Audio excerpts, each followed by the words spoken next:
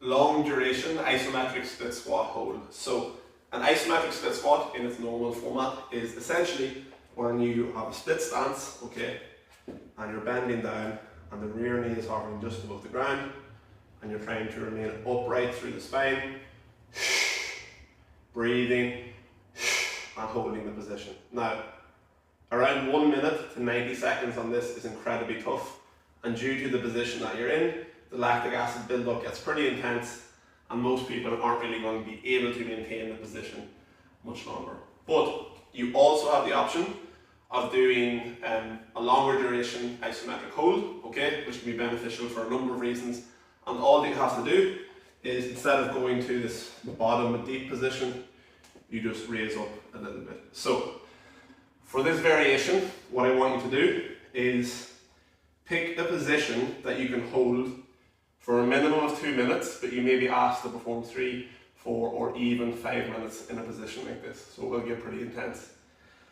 Ultimately, you want to raise the rear knee and hip to a way or to a height that you can hit the designated time. Okay, so the specific time will be mentioned in your program.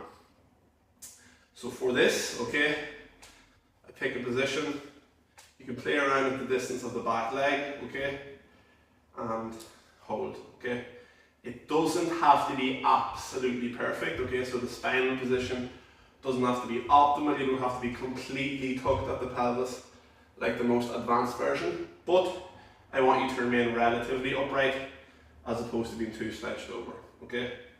So we'll start off, it'll feel quite comfortable, but as there's a little bit of tension through the front leg and the back leg, on the hamstrings, quads, glutes, even your calves may shake a little bit, and my feet are shaking also, then it begins to get intense. Now, if the burn and the lactic acid buildup gets very, very heavy, then you can raise up a little bit, okay? But you want to pick a position where you're not too deep, okay?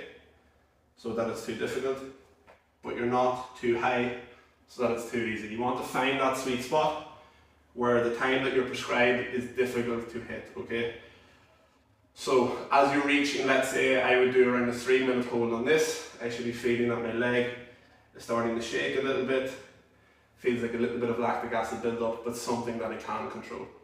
So remember to breathe, pick a position that you can control, and that is your long duration isometric split squat hold.